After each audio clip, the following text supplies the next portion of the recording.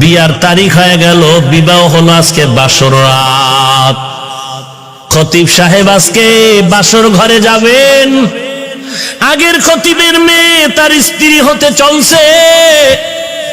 রাতের বেলা বাসর ঘরে যখন যায়, আল্লাহর বান্দা যুবক সালাম দিয়া মসজিদের থেকে বিদায় নিয়া ওই বাসর ঘরে ঢুকলো। ঢুকার পরে একটা সালাম দিল। সালামের পরে মেয়েটা তাকায় দেখতেছে, আমার চেহারার দিয়ে তাকায় না।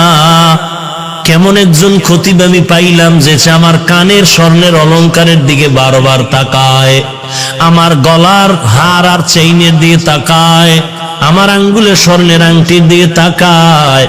আহারে, আমি এত ভালো মনে করছিলাম, সে তো মনে হয় লোভী। লোভী স্বর্ণের দিকে তাকায় কেন? স্বর্ণের দিকে কেন তাকায়? এত লোভী কেন? মোটামুটি যুবক কথাটা আজ করতে পেরে ডাক দিয়া কয়, বিবি আমার, তুমি আমার নতুন স্ত্রী হয়েছো, মনের মধ্যে খারাপ কোনো ধারণা নিবা না। আমি তোমার চেহারা না দেখিয়া আমি স্বর্ণের দিকে তাকায়া দেখি, কারণ আমি মাওলা পাকের কুদরত দেখতেছি। আল্লাহর বান্দি বলে, কিসের কুদরত তুমি দেখো? বলে, তোমার স্বর্ণের আংটি, স্বর্ণের কানের অলংকার আর গলার মধ্যে যা দেখতেছি, মনে হয় যেন মক্কার জমিনে আমি একদিন স্বর্ণের হার পেয়েছিলাম রেশমি কাপড়ে পেঁচানো, ওই হারটা তোমার গলার মধ্যে যেন দেখা যায়। এবার মেয়েটা ডাক দিয়ে কয়, ধন্যবাদ হে স্বামী আমার। ঠিকই, স্বর্ণ গলার হার। আমার আব্বাজান হজে গিয়েছিলেন আমাকে নিয়ে,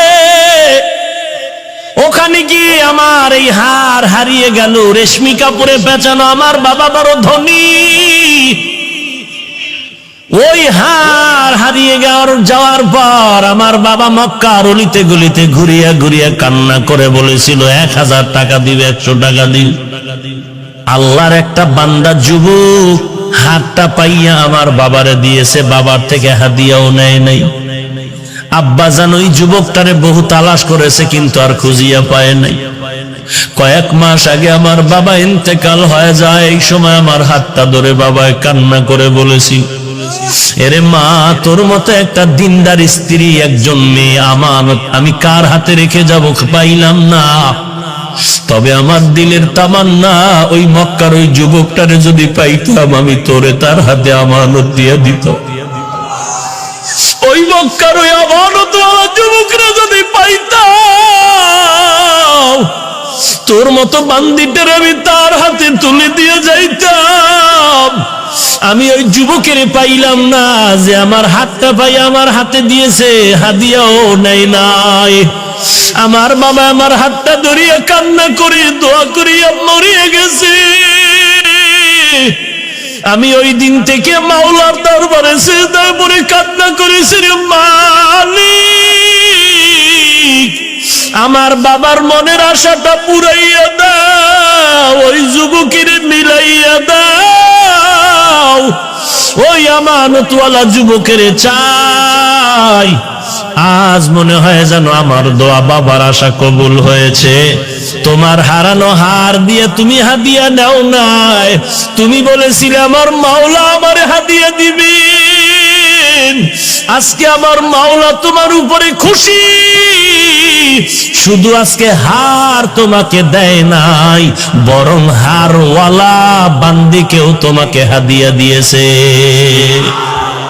या इलाही तू मेरा माबूद है, या इलाही तू मेरा माशूक है, या इलाही मुझसे मुझको दूर कर, ताकि देखो मुझ में तुझको एक नजर।